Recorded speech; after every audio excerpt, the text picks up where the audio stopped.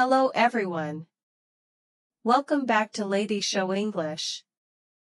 I'm so happy to see you here today. Today, we're going to talk about something really interesting, how wild bears in Alaska prepare for winter. We'll learn about their survival strategies, and of course, we'll practice some useful English vocabulary and phrases together. Are you ready? Let's get started. Every year, something fascinating happens in Alaska's Katmai National Park. Brown bears gather near rivers to catch salmon and eat as much as possible.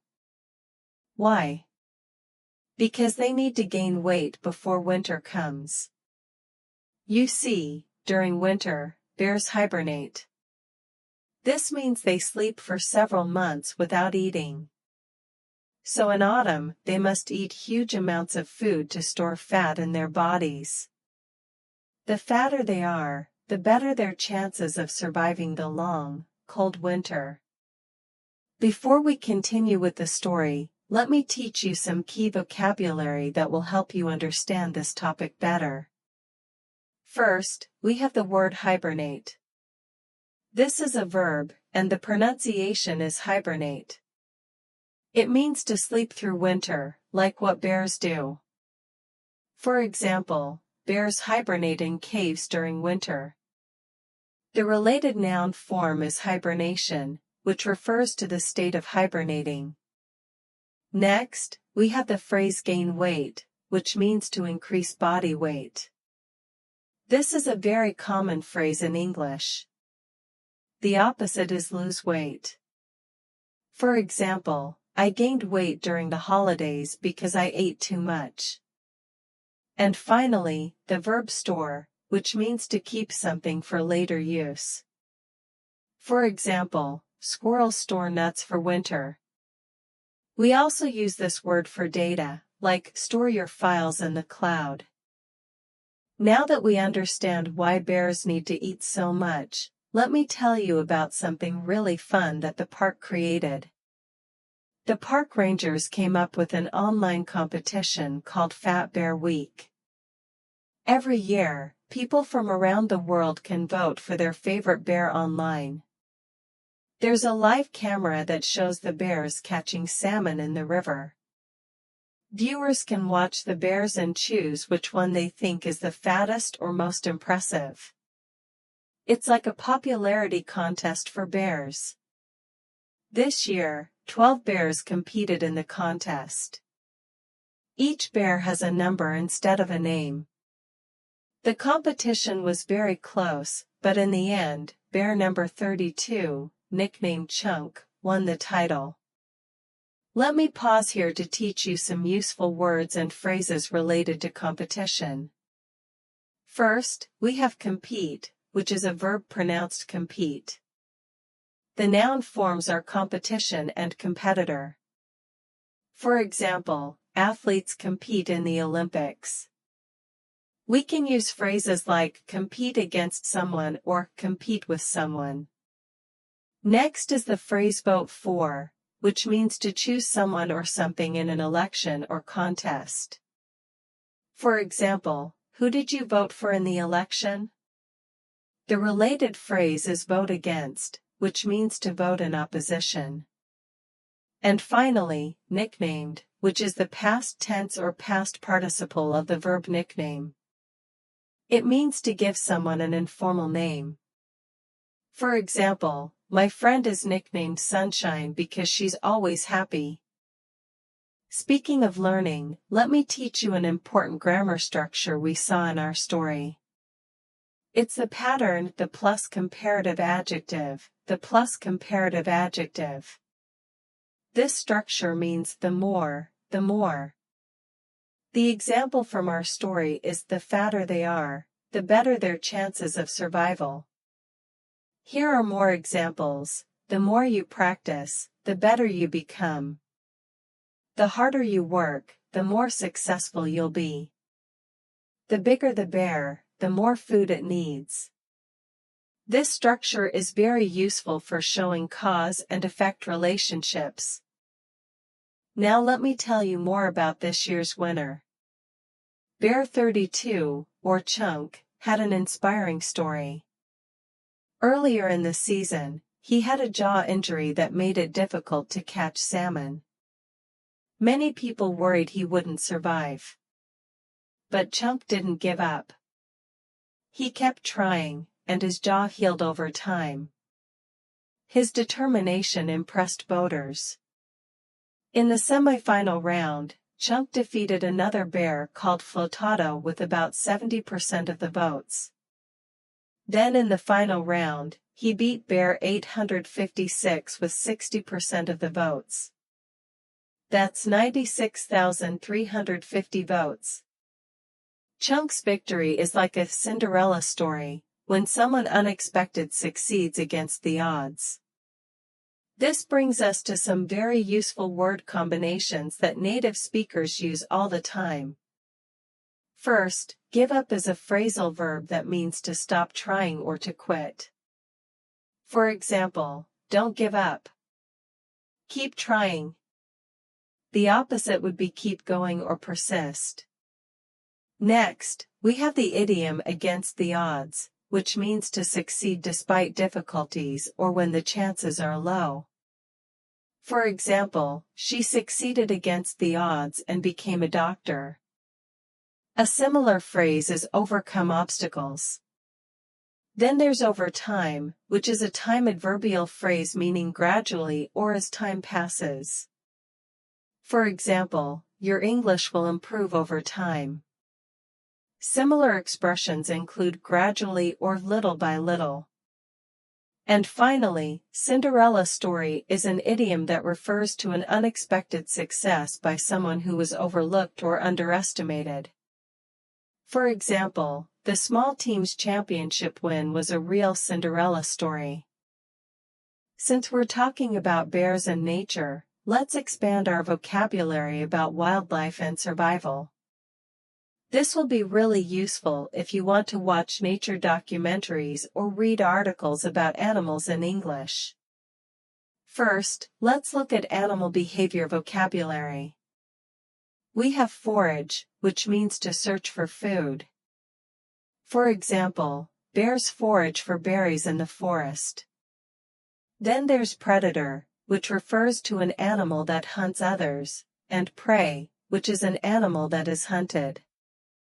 Migration means the seasonal movement of animals from one place to another, and adaptation refers to changes that help animals survive in their environment.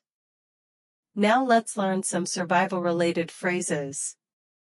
We have prepare for harsh conditions, which means to get ready for difficult or severe environmental conditions. Stock up on food means to accumulate or store large amounts of food. Weather the storm is an idiom meaning to survive difficult times. For example, the company weathered the storm and came out stronger. And fight for survival means to struggle to stay alive.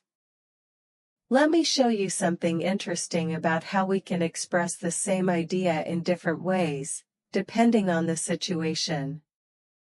This is really important because you'll encounter both formal and informal English in different contexts. Let's start with talking about gaining weight.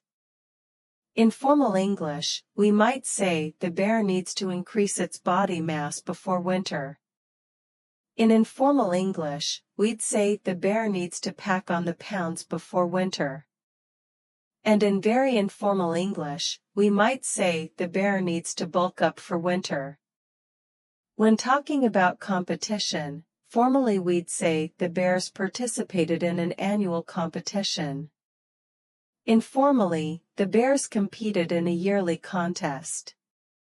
And very informally, the bears battled it out in a contest. For discussing difficulty, the formal version would be the bear encountered significant challenges. Informally, the bear faced big problems. And very informally, the bear had a tough time. In news articles, you'll usually see a mix of formal and informal language to keep readers interested while maintaining credibility. You might wonder, why do people care so much about fat bears? Well, Fat Bear Week isn't just entertainment. It's also education.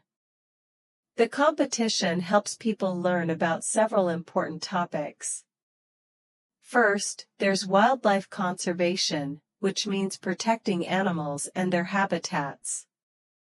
Second, it teaches us about natural behavior, how animals live in the wild without human interference. Third, we learn about ecosystem balance, how all living things depend on each other for survival. And finally, it raises awareness about climate change effects, how warming temperatures affect animal survival patterns. Katmai National Park is the fourth largest national park in the United States. The rangers work hard to protect the bears and their environment. When people watch the bears online, they become more aware of conservation issues and the importance of protecting nature. Since we're talking about nature and the environment, let me teach you some related vocabulary that's very useful in today's world. First, we have habitat, which means the natural home of an animal or plant. For example, polar bear's habitat is threatened by melting ice. Ecosystem refers to all the plants and animals living together in a particular area and how they interact with each other. Endangered species means animals that are at risk of extinction or disappearing forever. Conservation effort refers to work done to protect nature and wildlife. Wildlife preserve is a protected area set aside specifically for animals to live safely. And sustainable practices means methods or ways of doing things that don't harm the environment for future generations. Now let's practice some sentence patterns you can use in your own English conversations. These patterns are very versatile and can be applied to many different situations. Pattern 1 is in order to plus verb, subject plus must plus verb. This pattern expresses purpose and necessity. For example, in order to survive winter, bears must eat a lot in autumn. You can use this yourself. In order to improve your English, you must practice every day.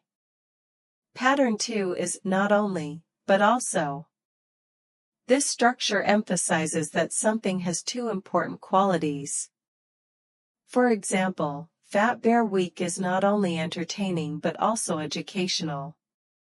You might say, learning English is not only useful but also fun. Pattern 3 is this means that, which is used to explain or clarify something. For example, bears hibernate in winter. This means they sleep for months without eating. Or she studies every day. This means she's very dedicated. Interestingly, animal competitions have become very popular online in recent years. Fat Bear Week isn't the only one. Let me share some other examples with you. There's the Cadbury Bunny Tryouts, which is a contest for the cutest pet to appear in Easter commercials. Then there's the World's Ugliest Dog Contest, which celebrates dogs with unique and unusual appearances. And there's March Mammal Madness, an educational bracket-style competition about hypothetical animal battles based on scientific facts. These competitions show that people love animals and want to learn about them in fun, engaging ways. They also help raise awareness about animal welfare and conservation. So, what have we learned today? Let me recap the main points. First, brown bears in Alaska must gain a lot of weight before winter hibernation because they won't eat for several months. Second, Fat Bear Week is both a fun competition and an educational program that helps people learn about wildlife. Third, bear number 32, nicknamed Chunk, won this year's competition despite having a jaw injury that made it difficult for him to catch salmon. And fourth, the competition helps raise awareness about wildlife conservation and environmental issues. We also learned many useful words and phrases like hibernate, gain weight, against the odds, over time, and Cinderella story. We explored how to express ideas in both formal and informal English, and we practiced some useful sentence patterns that you can use in your own conversations. Thank you so much for joining me today. I hope you learned something new about bears and improved your English at the same time. Fat Bear Week reminds us of the remarkable resilience of wildlife and the importance of conservation efforts. Just like Chunk the bear, we should never give up in the face of challenges. These bears demonstrate that with determination and the right resources, survival is possible even against the odds. Here at Lady Show English, I share news and topics about health, food, travel, business, technology, and the environment, all designed to help you learn practical, real-world English.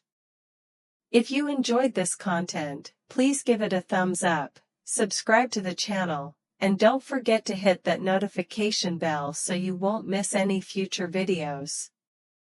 What topic would you like to learn about next? Leave a comment below and let me know. See you in the next video. Keep learning, and remember, just like Chunk the bear, never give up.